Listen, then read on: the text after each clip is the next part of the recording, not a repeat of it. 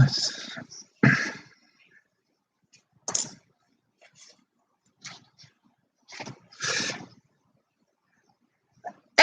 hello, South Florida. Welcome to another edition of the Real Estate Show, South Florida's #1 program about real estate, America's longest running daily radio show about real estate. My name is Eric Willner. I am your host.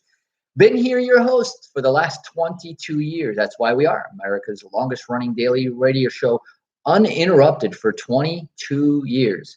Through good times, through the bad times. The Real Estate Show here has been the lighthouse for the real estate industry, talking about what to do, when to do, how to do it, and keeping the best practices, making real estate easier to understand, more profitable, less hassle-free, and that's what we're here all about. You know, our mission here on the Real Estate Show is and has been to help to educate, to empower, and enable more people to own a piece of the American dream. That's what we want for you. So stay with us and listen to the Real Estate Show. We like to tell you that we are here 5 by 5 by 5. That is, we are here 5 times a week, 5 days a week, Monday through Friday. We are here at 5 p.m. Eastern Standard Time. And we are here 5 different channels for you to catch us on. You can catch us on the AM channel, on AM 1470. You can catch us on the FM at 96.9, 95.3. You can catch us on the app. WWNN now has an app. You can listen to the iHeartRadio app, the TuneIn app, the radio.com app, the Spreaker app, and the list goes on. So you can download one of these free apps and just search for WWNN Money Talk Radio 1470. And you will see our Real Estate Show logo. You can jump in on the show live at 5 days a week on that channel. You can also listen to us on our channel, on our website. We simulcast this radio show on our website. So no matter where you are in the world, if you have internet access and you know www.automaticlandlord.com, that's www.automaticlandlord.com. Click on the Real Estate Show. If you're there live at 5, you'll get us live. If you're not there live at 5, you can still listen to us on any of our past archives going back, way back.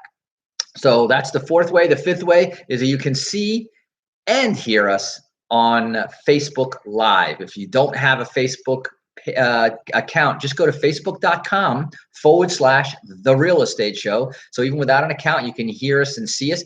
I like it there because you can see us, hear us, send us some comments. You know, like Marianne just said, hi, Eric. Erica is on there and Dave is on there. And you can see a bunch of other folks, both live when we do it. And then it'll be on our Facebook feed at facebook.com/The Real Estate Show. So that's the 5th and final. Now, speaking of final, today is TGIF. Now, every Friday I say that, TGIF, but I'm going to say today is TGIF 3+1. So not only is it TGIF because thank God it's Friday, not only is it TGIF because thank God it's finished, and a lot of you are saying that, not for that person over there who is not finished. They got month-end closing, quarter-end closing, so they'll be burning the midnight oil right through the weekend. But also, thank God it's Florida. And even though we're expecting a cold front to come in this weekend, cold for us means that we might have to wear long sleeves instead of short sleeves. I don't know. We'll see how cool that gets. But we are very grateful that it is here in Florida. The market is great. The climate is great. And in fact, you know, everything is great. But today is another F, TGIF. Today is the final episode of the show. Yeah, that's right. Today is our last episode of the show from this studio. And we're moving our studio starting Monday. So TGIF to the 3rd. And I even thought about announcing that on April 1st, but I didn't want to see a bunch of heart attacks or people swerving off the road that are listening to the radio show. Anyway, we got a great show for you today on our TGIF 3+1. We have been talking this week, as you know, on our Friday wrap up, we like to kind of cover the high points of the week. And this week was a really interesting week. And if you missed any of it, remember, we really do have 6 shows, 6 days a week. Because Sunday night at 9 p.m., we have our real estate show marathon where you can binge watch / listen to the real estate show 5 different ways. I think the only place that you won't see it, it'll be on AM, FM. You can get it from the app. You can get it on our website at Automatic Landlord, but it won't be on Facebook because that's only when I actually am live. So that's the only place. But on Sunday nights, 9 o'clock, we start the radio show and we go all through all of the episodes of the week. So there's a great time, whether you play it in the background or just want to get a massive dose of your daily dose of vitamin real estate. Tune in any one of the 4 ways Sunday night. So iBuyers were the topic of the week. Now, Mondays, that's what I always do is I set up the week. So that begins with setting up what is the topic of the week. I'll explain a little bit why I chose that topic of the week. And this week, it happened to be iBuyers. And we talked about what are iBuyers. For those of you who are not at least ankle deep, if not knee deep into the real estate world, you must have heard of iBuyers before. There's a lot of confusion about what an iBuyer is. I hear people think that it means it's an instant buyer. You know, these I'll pay cash and close quickly for your property. That is not an iBuyer. That is, you know, a regular real estate investor. Could be your neighborhood real estate investor. Could be one of the new students that are out there that just came out of some real estate seminar, puts a sign on the side of the road, and he thinks that he is an investor with no cash, no experience, and really no education on it either. But that's not an iBuyer. It's not an instant buyer. Some people call it an internet buyer because they think that it's these people that are now advertising and marketing on the internet, doing real estate virtually. It's a real thing. It's really happening and it's really working, but that's not what I'm talking about. Although the iBuyer that I'm talking about is like an instant buyer, that it has lots of cash. In fact, big sums of cash, institutional cash. Number 2, they do buy on the internet and they do a lot of their work in a scalable, automatable fashion. So, but that's not what the iBuyer really is. Others say it's an investor buyer, an investment buyer.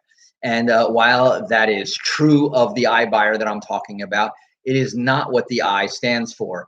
The institutional, the real iBuyer is the institutional buyer who is an investor, who does buy on the internet, who does pay and close instantly. But what we're talking about are institutional. And that was an important definition to understand and to differentiate, because that sort of sets up the rest of the week and what we're going to be talking about.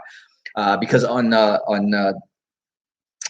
Tuesday, and so we're going to talk 5 days a week about the institutional buyers, which today represent a significant, not a majority, nowhere close to a majority, but a significant portion of the market. They bring more than a significant amount of cash to the table. They are generally hedge funds or large investment companies. Watch this new acronym for you, SPACs, okay? And these are not political action committees. When you're used to hearing PACs and political action committees all the time, but an SPAC is not anything to do with politics, but a special purpose acquisition company. Okay. And they are usually, not always, but usually 99% of the time, they are all about buying real estate. And so these are their ways of getting around some of the other regulations on buying real estate, buying in large amounts, buying them with certain disclosures, because they operate, they're a different type of an entity. And we'll talk more about those and we'll go deeper in there. But this week was all about the iBuyers and how they could actually benefit you. Now, I'm going to tell you that they have caused an uproar. A lot of real estate agents, some even left the business because of iBuyers, and iBuyers will put many more realtors out of business. They came up, they were kind of sneaky. And I talked on Tuesday were our tools, tips, and techniques. And the tips that we talked about, and by the way, every one of these things that I'm talking about are in the full version of the show. So if I'm talking about the Tuesday tools, tips, and techniques, you can go to automaticlandlord.com, click on Tuesday's blog, the real estate show notes, and embedded in the notes is the link to hear the entire recording of the show on demand whenever you want. You can even download it and take it with you and listen to it offline if you want to as well in a podcast version. But on Tuesday, we started talking about, what do they buy? So I wanted you to understand the profile, the sort of the behavior of what iBuyers are. And because they're big institutions with big bank accounts, and they have a literally an insatiable appetite to buy properties that meet their criteria, which begs the question, what is their criteria? So we went into that criteria, the things that they look for, a homogeneous market. And what does that mean? That is a market where real estate is almost a commodity. It's very similar. 3 bedrooms, 2-bath houses, all approximately the same, 15 to 2,000 square feet.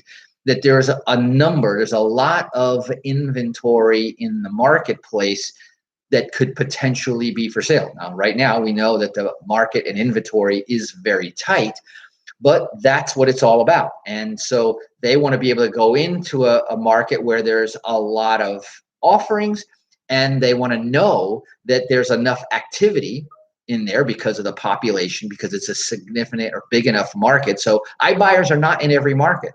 They're in the bigger, more populated MSAs, the Los Angeleses, the Houstons, Dallases, and Miami area, just to name a few of them. But they're all over the country in the more, I would say, the denser populated areas of the marketplace. There's a great website called city-data.com.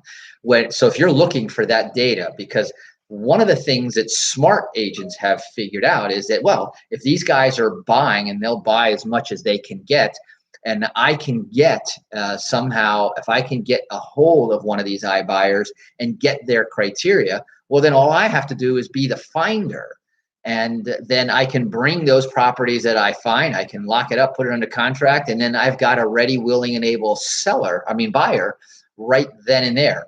And so that was one of the tips that we talked about on Tuesday. I talked about what they're looking for, no houses near power lines, on busy streets, near railroad tracks, sort of the normal things that the end consumer, because ultimately, what are they playing into? They're playing into buying properties and then selling it at a profit to an end consumer for full market value in nice conditions. And that's what a lot of the iBuyers do. They buy properties in any condition. And so on Thursday, and I'll get to that in our recap, but on Thursday I described exactly how to figure out if the house, now that I talked about the physical attributes that they're looking for, now let's talk about the numbers. And we did that on our Thursday ATM edition, ATM about the money. And I went in and with specific numbers and so forth. So what I'm going to do here, so that's our Tuesday. And also the other thing before we go into our break, which we're about to do, I also talked about when is it appropriate for the average homeowner to seek out an iBuyer. I also talked about, and both Monday and Tuesday, I mentioned who are the iBuyers. There are already the big 3 of the iBuyers. And so I listed out who they were, the Zillows, the OfferPads, and the Open Door. But that is just the beginning of a list. There is a list that would be too long for me to even share here. But here's the good news. I have that list. Not only do I have the list, I have the direct contact now to many of these big iBuyers. So if you think you've got a property and that you want to see about sharing it with these iBuyers, talk to me. You can give us a call. A toll-free number is 888-595-7779. That's 888-595-7779. And I also want to tell you that you can also text to our Real Estate Show Smart Line, which is 561-8 561-861-2366. That's 561-861-2366. Text the word investor, and then we'll know exactly what to do there. Anyway, let's go ahead and take that quick break here. A few words from our sponsors. But you are listening to The Real Estate Show. My name is Eric Willner, and I got a lot more to cover here before this last edition of The Real Estate Show finishes up for TGIF. Anyway, let's go to that break. We'll be right back.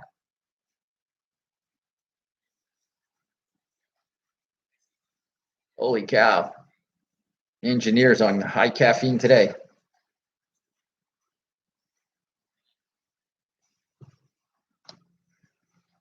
Highly caffeinated and unsupervised is what I often tell people that I am.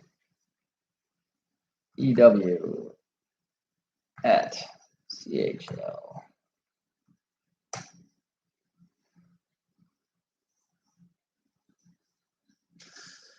So how is everybody there out there in Facebook land?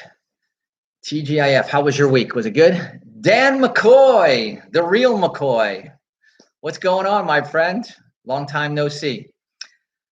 Mary Ann's got 2 properties to discuss. Yeah, let's definitely touch base. Haven't talked to you in a bit, but I've got a lot of stuff to catch up with you on. Anyway, we're coming back. And welcome back. For those of you just joining us here on The Real Estate Show, my name is Eric Willner. I am your host here for the last 22 years on America's longest running daily radio show, all about real estate. We are heard live 5 days a week. So if you're the first time here catching us, this is the first day, the last day of the week, but hopefully the first of many more shows that you'll want to come listen to us. I was teasing my audience right before the break that today is our last show. And not only is it the last show of the week, but it is our last show in our studio. So yes, we are moving our studios, and I will talk about that coming on Monday with our new digs. You know, you may not notice a big difference because a lot of the background will come with us, and we're taking obviously all of our equipment. But it'll be, a new change. We'll see the environment, the connections, and all that stuff. Hopefully, that'll all work out. Just a reminder for those of you just joining us also that we have a Real Estate Show smart text line.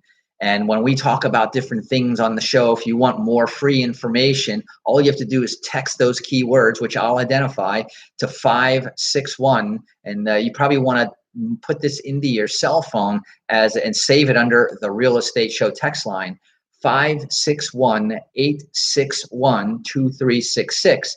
And for example, we talked about the word investor. If you have properties that you think that one of these iBuyers would be interested in buying, then text the word investor to us, and then we'll first make sure that it meets their criteria, and then I'll make the introduction as to how that works. So that was our Tuesday show where we talked about the ins and outs of how to identify what the iBuyers are looking for. And then I wanted to just finish up by saying that there is often a time where the retail seller would be well served. And there's a good time to contact one of these institutional buyers. And here's the sort of the summary. The decision is, as a seller, what's more important to you? No time frame, highest dollar, highest market value, or a specific guaranteed certain time frame and a reasonable price, a reasonable market price, but thanks to no mortgage contingencies, no inspections, no repairs, no showings, no advertising. In fact, if you want a quiet, confidential, quick, sure sale, the iBuyer is for you. So that works. A lot of relocation scenarios that works. Even a good friend of mine who's an investor himself, who buys and sells houses. When he sold his house, guess what he did? He went to the iBuyer. He says, listen, I don't have time for all of that other stuff. All I want to do is I gave the iBuyers a shot at my house. I like the number. It was good enough for me. And between my main profession and my real estate investing, that was good enough for me. Wash my hands.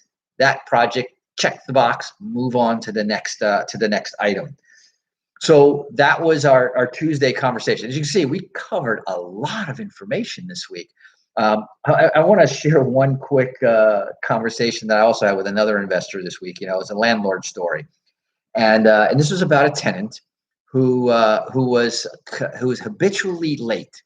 And the reason I'm going to tell you the story is because landlords, if you're tired of being a landlord, between the eviction moratoriums and right now the people who are kind of working the COVID system right now on their landlords, if you want out, let me tell you about an exit strategy using one of these iBuyers. And here was an investor who was dealing with this tenant who was habitually late, and they ended up even getting rental assistance for this tenant. But when the lease came up, lo and behold, instead of using this as a graceful exit time for the tenant begged to stay back because bottom line is they couldn't find another thing at the time. So they begged. The landlord said, okay, but we're going to do it month to month, because if you don't pay on time, then it's going to be, your standard 30-day notice and out you go. Well, first month comes in on time, second month late again, right? So the landlord calls up and the tenant says, well, yeah, I'm leaving anyway. And because you were gonna evict me eventually anyway. And the landlord goes, well, only if you don't pay.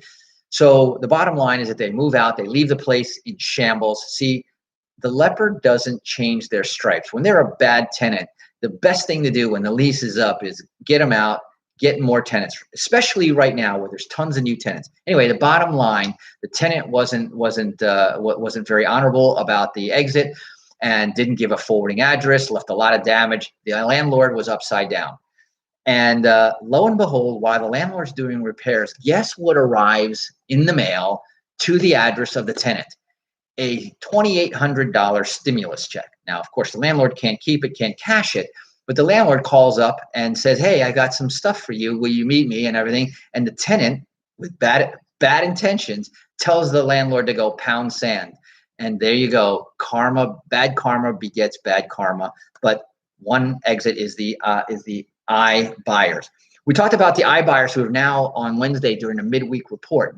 We had full of reports. We talked about a lot of statistics, where the iBuyers are, what percentages they have conquered of the marketplace, about 6% right now.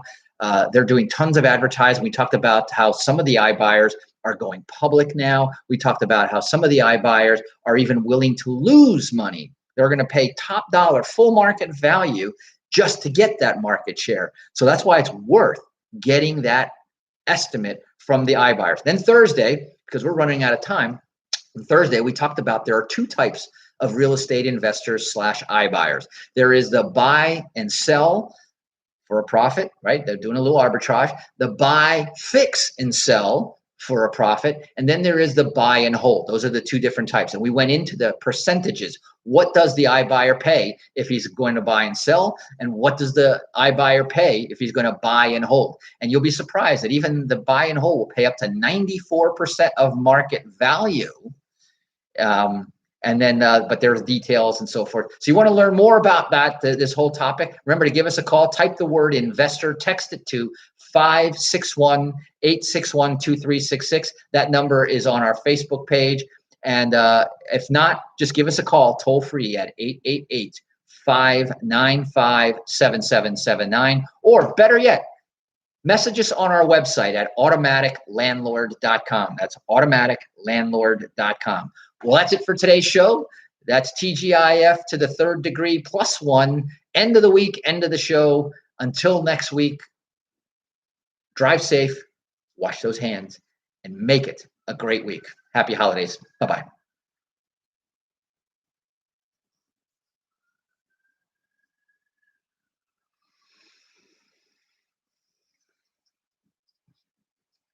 TGIF, my friends. Have a great weekend.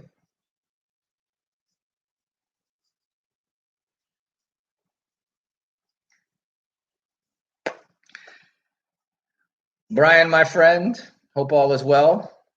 Have a happy weekend. Oh, and I